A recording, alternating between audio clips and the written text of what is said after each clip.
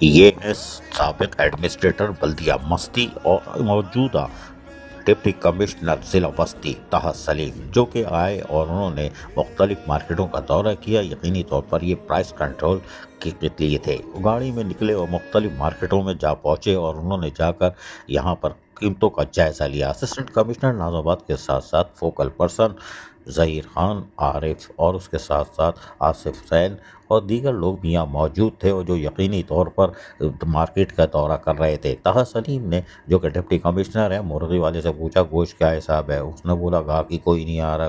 اس کے بعد وہ بڑی محبت سے انہوں نے شفقت سے ہاتھ رکھا سینے پہ، سلام کیا اور قیمتوں کا جائزہ لیا، پوچھا اور کہا وہ جو پرائس کنٹرول کی لسٹ ہے وہ لگاؤ۔ گوشت والے بھی مکھیاں مار رہے تھے، اب اتنا مہنگا ہے کون لینے آئے گا، لوگوں کی تو چیخیں نکلی ہوئی ہیں۔ وہ بھی دیکھ رہے ہوں گے اور سمجھ رہے ہوں گے، اور یقیناً آگے بتائیں گے کمشنر کراچی کو، لوگوں کی چیخیں نکلی ہوئی ہیں، لوگ مہنگائی بہت ہے بہرحال۔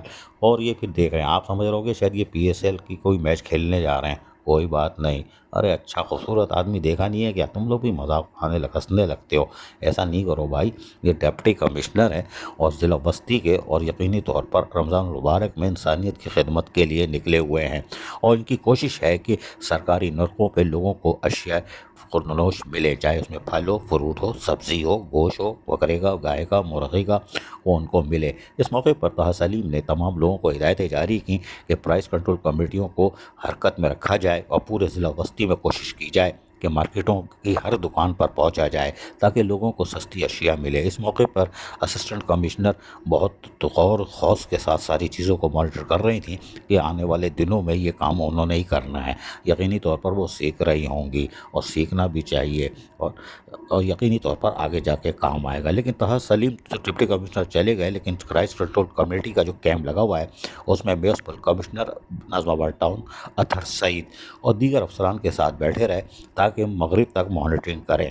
یقینی طور پر ڈپٹی کمشنر ضلع بستی طه سلیم کی کوشش ہے کہ اہلیان ضلع بستی کو سرکاری نرخوں پہ اشیاء خورد و نوش مل سکے۔ اس کے لیے وہ خود میدان عمل میں ہے، جبکہ اسسٹنٹ کمشنر ناظم آباد بھی حرکت میں ہے، جبکہ فوکل پرسن ظہیر خان ہو یا دیگر ناظم آباد ٹاؤن کے افسران وہ بھی حرکت میں ہیں تاکہ لوگوں کو اشیاء خورد و نوش سرکاری نرخوں پر مل سکے۔